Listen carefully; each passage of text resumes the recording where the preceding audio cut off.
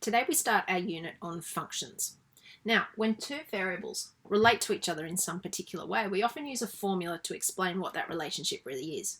And that formula will often have pronumerals in it, and the ones we most often use are x and y. Now, we normally, just by convention, we let x be the independent variable. Now think about what that means. If something's independent, it doesn't rely on anybody else, it does whatever it wants. In other words, it can take any value that we choose. So we can say, let's let x be 3, let's let x be 4. X can be anything we like. Whereas y will tend to be the dependent variable. What does that really mean? Well, if we're wanting to work out what y is equal to, it depends. What does it depend on? It depends on what x is doing. What is x in the first place and what have we done to x?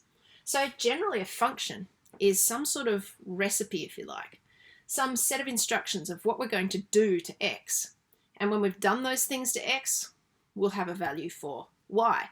Then we'll have a bunch of pairs and values. And we see that we can graph those on the Cartesian plane. Now, we often say that y then is a function of x. And what this really means is that we're going to write down a formula for how x and y relate to each other, but we're going to write it as the y all by itself on one side of the equation, y equals ... some stuff. Now, what stuff goes in here? Well, what goes in here is instructions for what to do to x. So it might be y equals 2x plus 1, y equals x squared plus 5. It'll be some kind of recipe and it will have x's in it. So now an example of a really simple function and how you might find it in real life. A taxi driver charges $5 to pick up a passenger and then $2 for each kilometre travelled. Model this function as an equation. All right, well, what's going on here? We're going to pay the taxi driver some amount. So it makes sense to me that we want to know how much the taxi ride is going to cost. But the thing that it depends on, if we're wondering, is, well, how far are we going? Because the further we go, clearly the more it's going to cost. So we want to make y as a function of x. So y is the thing that depends on x. X is going to be the thing that we're not sure of, which is how far we went. So it will be how far we travel. And depending on how far we go, we can figure out y, which will be the total cost. All right, so it's always going to cost $5 to be picked up, no matter how far you've gone. So if we want to figure out the cost, then we're going to say, well, we need to pay $5 no matter what, plus we're going to need to pay, well, if x is how far we travel in kilometres, then for every kilometre we travel, we're going to have to multiply that by 2. So we're going to have 2 times the number of kilometres, which here I've defined as x. Now that can be written either way. You can have y equals 5 plus 2x or y equals 2x plus 5.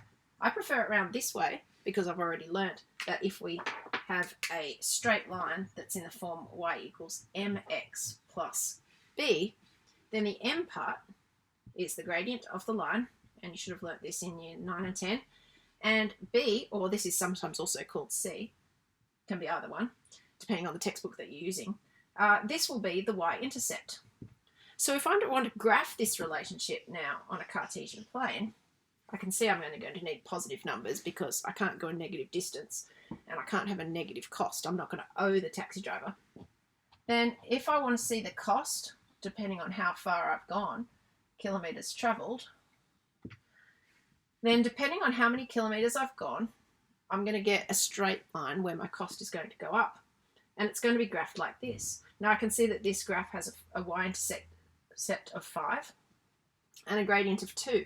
So that means if I go nowhere at all, it's going to cost me $5. If I go 1 kilometre, I'm going to have to pay 5 plus $2. It's going to cost me $7. The 7's going to line up here. Whoops, that doesn't line up very well. You can see what I'm trying to do there. If I go another kilometre, it's going to cost me $9 now. I'm going to need numbers here going up by 2s. And I could go ahead and put dots here, and you're going to see that my line is going to go up gradually like this. So what I've actually drawn here is I've drawn the line y equals 2x plus 5, and I can use it to see how much it might cost me to go any distance that I might want to go. I can also see if I've got $20, how far can you take me? I can go across to here, drop a line across, drop a line down. So we've seen graphing straight lines before, but what's new today is calling this thing a function. So we can think of a function almost like a machine that does something to the values of x that we might be interested in. Here we had our function y equals 2x plus 5, but we could also just say that the function, or the actual recipe of what to do with x, is to double it and then add 5. So let's think of this almost like a big machine. We'll call it a function machine.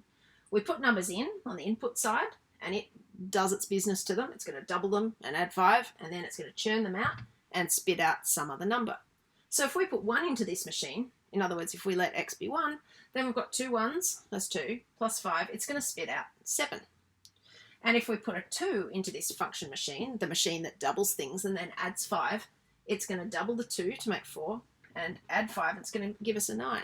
If we put a 3 in, it's going to give us 11. Now we can put any number into this that we want. If we put 100 in, it's going to double it to make 200, and then add 5, it's going to give us 205. So you can think of a function as a machine that applies this little recipe to our values of x.